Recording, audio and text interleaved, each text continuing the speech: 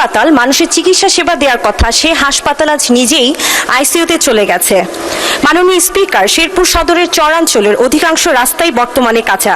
সেই দুর্গম পথ পাড়ি দিয়ে যখন একজন অসুস্থ ব্যক্তি, একজন মুমূর্ষু রোগী কিংবা গর্ভবতী মা জীবন বাঁচানোর শেষ আশায় শেরপুর সদর হাসপাতালে এসে হাসপাতালের বেড না পেয়ে হাসপাতালের মেঝে, বারান্দা কিংবা করিডোরে দিনের পর দিন কাটাতে থাকে, বিষয়টি আমরা 2 মিনিট বক্তব্যে যাচ্ছি, সময় কিছুটা বাড়িয়ে দেওয়া হবে।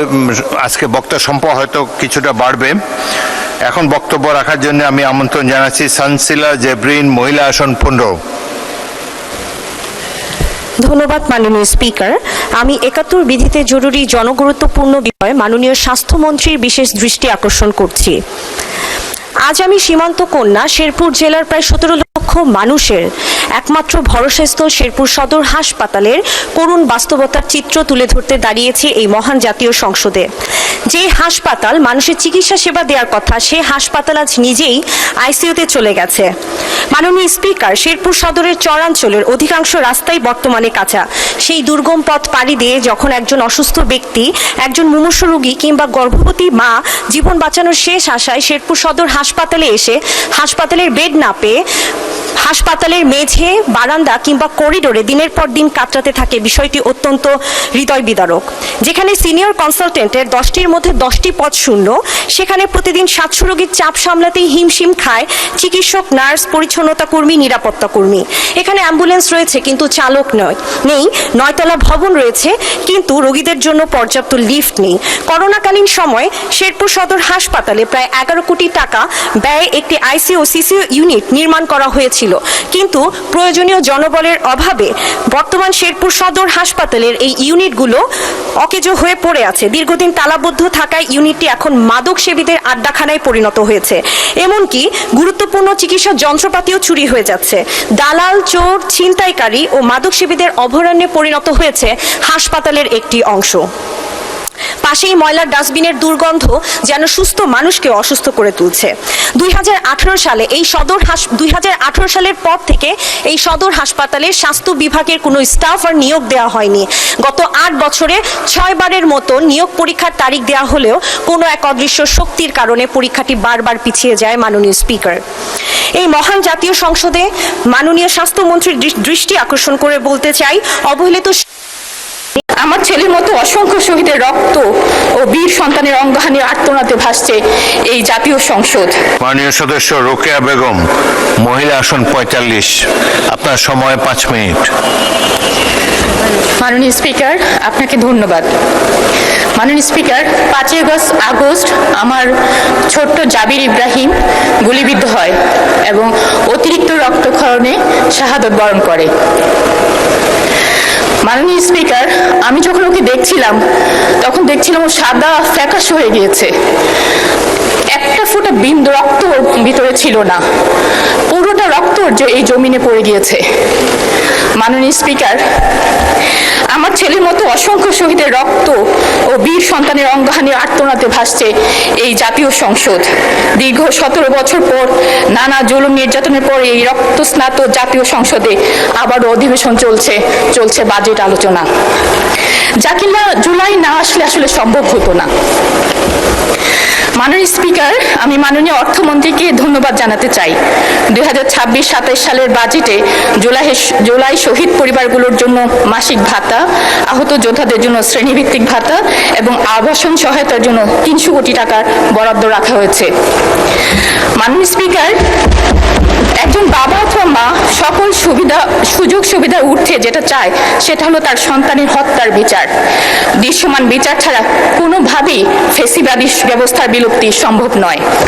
বর্তমান সরকারের কাছে আমাদের দাবি প্রত্যেকটা হত্যাকাণ্ডের বিচার।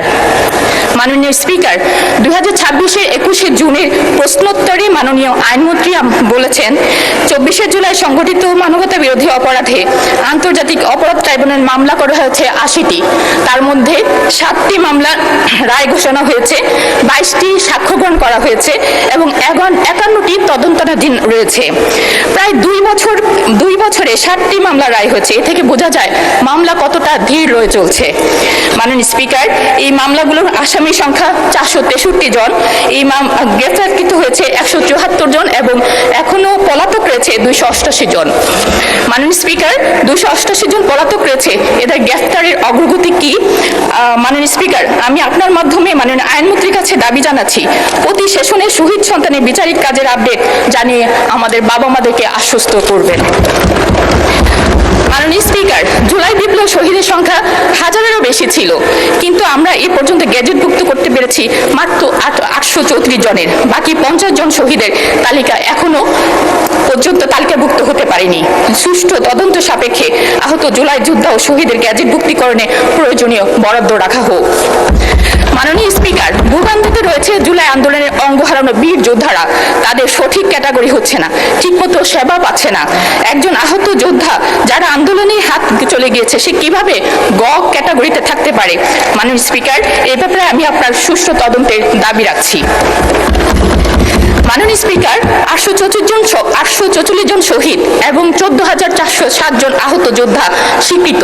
এই সংখ্যাগুলো পরিসংখ্যান নয়, প্রতিটির পেছনে আছে একটি বিপর্যস্ত পরিবার।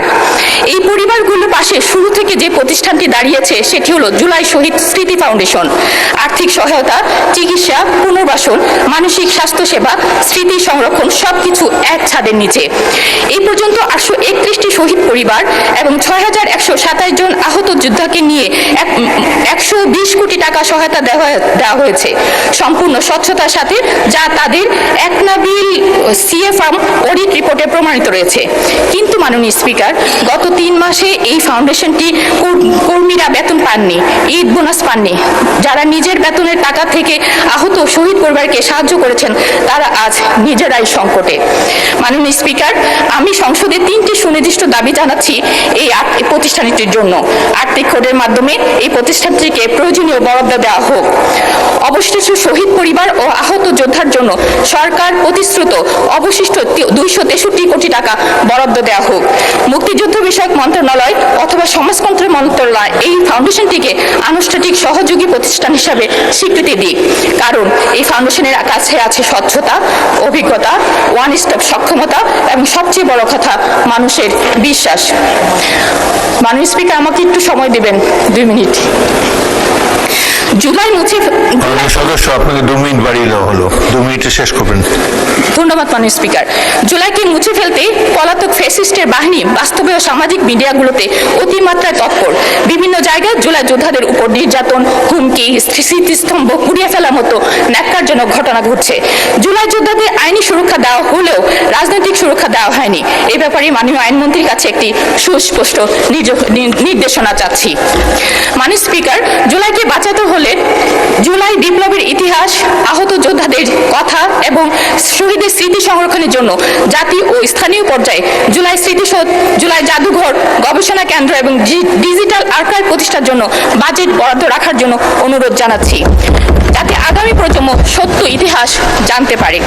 মাননীয় স্পিকার, প্রাসঙ্গিকভাবে উল্লেখ করছি, জুলাই শহীদ স্মৃতি জাদুঘর কবে সর্বসাধারণের জন্য উন্মুক্ত হবে এবং কার্যাবলী পরিচালনার জন্য কোনো বাজেট রাখা হয়েছে কিনা। মাননীয় স্পিকার, আমরা ভুলিনি প্রিজন ভ্যানের সামনে দাঁড়ানো সেই মেয়েটাকে, যে তার বুকে সাহস দিয়ে সারা বাংলাদেশকে যে দেখিয়েছিল কিভাবে অন্যায়ের সামনে জীবন বাজি রেখে দুহাত প্রসারিত করে দাঁড়াতে হয়। মাননীয় স্পিকার, সেই মেয়েটাকেও ভুলিনি আমরা, ছাত্রলীগের লাঠির আঘাতে যার কপাল কেটে রক্ত ঝরেছিল। মাননীয় স্পিকার, জুলাইয়ের পর এইসব অগণিত নারী যোদ্ধারা হারিয়ে গেছে, কিন্তু তাদের হারাবার কথা ছিল না। আমি আপনাদের মাধ্যমে এইসব নারীদের সংশ্লিষ্ট মন্ত্রণালয় পুরো স্বীকৃতির আশা করছি।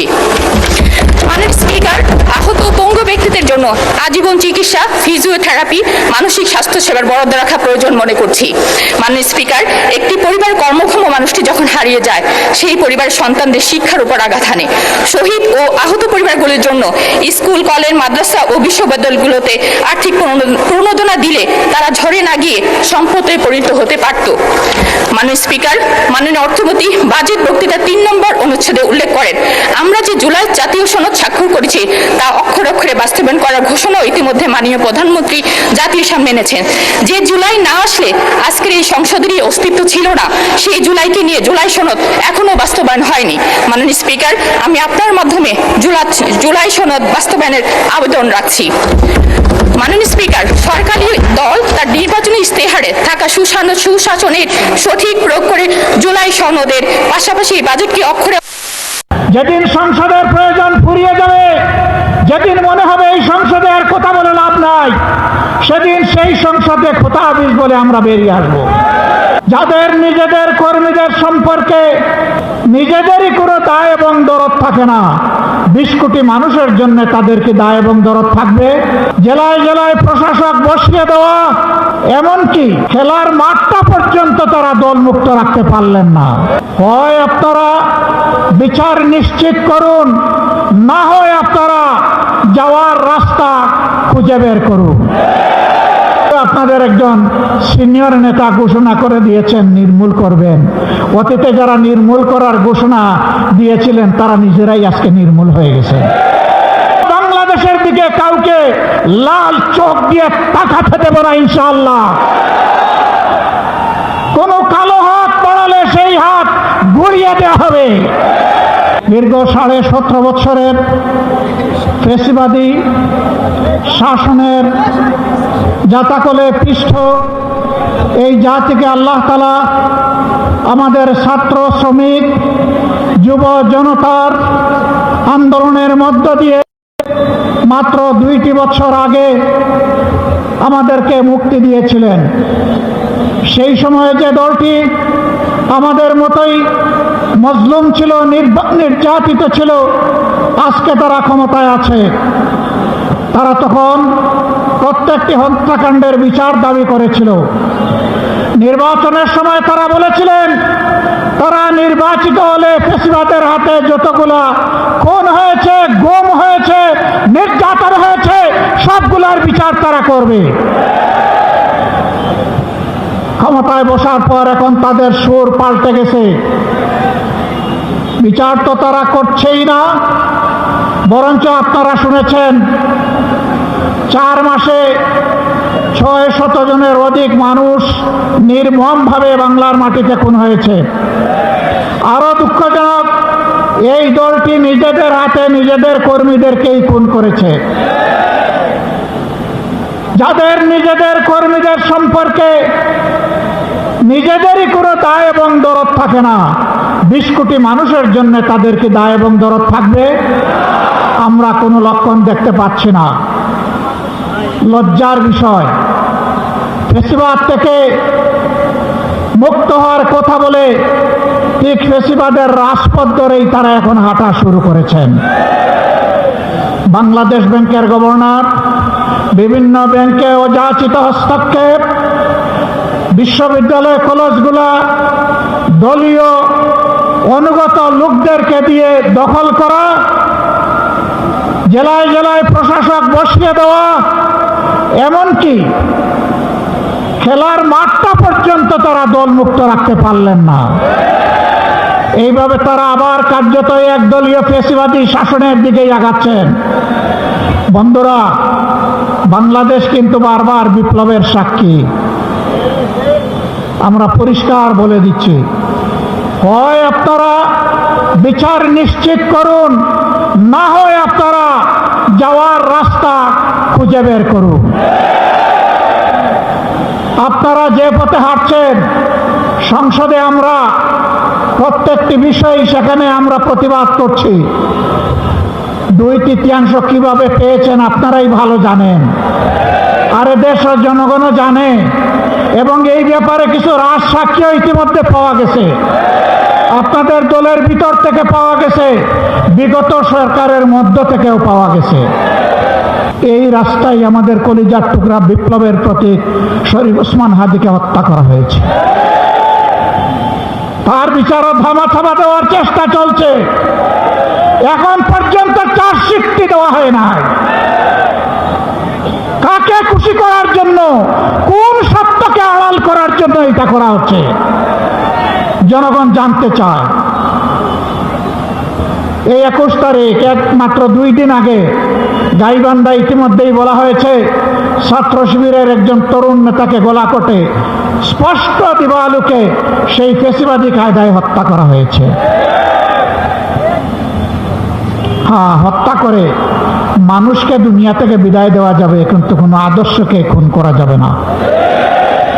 এদেশের মানুষের অন্তরে, কলিজায়, হৃদয়ে, মগজে সব জায়গায় বসে আছে মজবুত ভাবে রাসূলুল্লাহ সাল্লাল্লাহু আলাইহি সাল্লামের আদর্শ। এই আদর্শকে নির্মূল করার চিন্তা করবেন না। যদিও আপনাদের একজন সিনিয়র নেতা ঘোষণা করে দিয়েছেন নির্মূল করবেন, অতীতে যারা নির্মূল করার ঘোষণা দিয়েছিলেন তারা নিজেরাই আজকে নির্মূল হয়ে গেছে। নির্মূল বেশি করবেন না। এটা এক ধরনের ভাইরাস, এই ফেসিবাদের ভাইরাস, চাঁদাবাজির ভাইরাস, দুর্নীতির ভাইরাস, দলীয় শাসনের ভাইরাস। এই সকল ভাইরাস মুক্ত করার জন্য আরেকটি বিপ্লব অনিবার্য হয়ে উঠেছে। সেই বিপ্লবের জন্য আপনারা কি প্রস্তুত? মানুষের জীবন, ইজ্জত এবং সম্পদ, দেশের সীমানার জন্য আরেকবার কি জীবন দেওয়ার জন্য প্রস্তুত আছেন? বন্ধুরা, এই বয়সে আমি এবং আমরা পিছিয়ে থাকবো না, সম্মুখ সারিতে থাকবো, আড়ালে আবদাল নয়। তবুও বাংলাদেশের দিকে কাউকে লাল চোখ দিয়ে তাকাতে দেব না ইনশাআল্লাহ। কোন কালো হাত বাড়ালে সেই হাত গুড়িয়ে দেওয়া হবে। 20 কোটি মানুষের 40 কোটি হাত এই দেশকে পাহারা দেবে ইনশাআল্লাহ। কারো বাবার সাধ্য নাই এ দেশের স্বাধীনতা এবং সার্বভৌমত্ব নিয়ে টানাটানি করা। মহান আল্লাহর উপর ভরসা করে আপনাদেরকে আগামীর সেই বিপ্লবের দাওয়াত আজকে দিয়ে রাখলাম। সংসদে যতদিন পর্যন্ত কথা বলার পরিবেশ থাকবে, জাতির স্বার্থে যতদিন পর্যন্ত থাকার দরকার হবে, তার বাইরে আমরা 1 সেকেন্ডও থাকব না। যেদিন সংসদের প্রয়োজন ফুরিয়ে যাবে, যেদিন মনে হবে এই সংসদে আর কথা বলে লাভ নাই, সেদিন সেই সংসদে খোতা হাফিজ বলে আমরা বেরিয়ে আসব। প্রস্তুত থাকুন সেই বিপ্লবের জন্য। অন্যায়ের সাথে কোনো আপত্তি নয়, নতুন পুরাতন কোনো ফেসিবাদ মানি না। পুরাতন পরিত্যাজ্য, নূতন ঘৃণিত, কোনো ফেসিবাদ মানব না ইনশাআল্লাহ। জীবন যাবে, জীবন একটাই, সেই জীবন যাবে আল্লাহর জন্যে, সেই জীবন যাবে মানুষের জন্য।